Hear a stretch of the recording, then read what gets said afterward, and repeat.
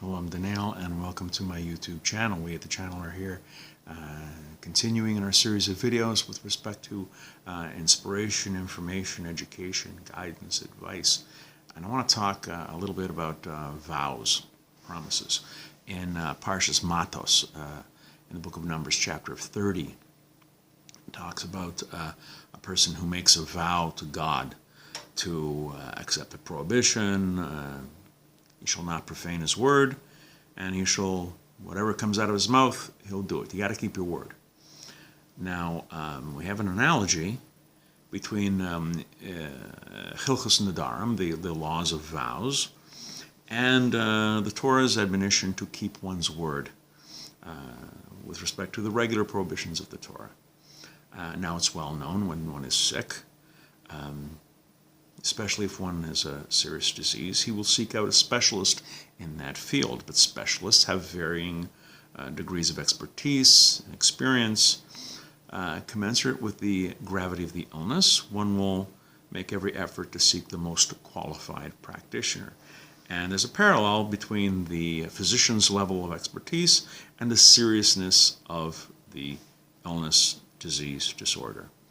The more qualified the physician you seek out, the more serious is the nature of the illness. A similar thing applies with respect to sin and punishment. When an individual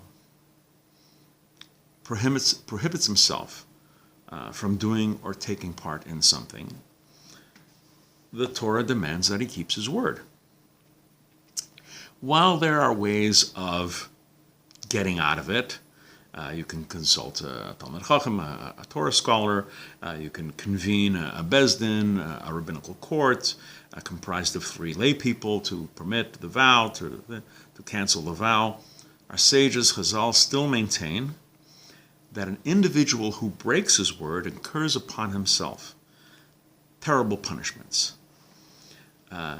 Indeed, this is why on Erev Rosh Hashanah, on the day before Rosh Hashanah, we go through the ritual of Hataras Nedarim, an annulment of vows. It's very important. People really should be strict about this. And to make sure that we do not transgress a self-imposed prohibition. So now we can start to, we can begin to imagine the gravity of transgressing a biblical prohibition, one that all the Torah scholars in the world could never annul. This can be compared to an illness for which there is no cure, a sickness that no physician can heal. If this implies that a simple avera, a simple sin, if it applies to that, how much more serious the transgression of a prohibition that is punishable with karas, heavenly excisions, spiritually being cut off from the Jewish people, or punishment that is punishable by death.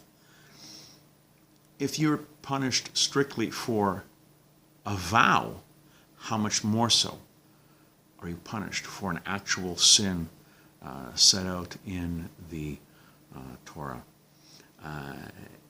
We have a glimpse of what lies in store for one who violates the Torah law and does not repent, who does not do tshuva for this avera, for this sin. We're going to be doing more videos along these lines. Please come back, please watch, please learn, and until next time, I'm Daniel, and thank you too much.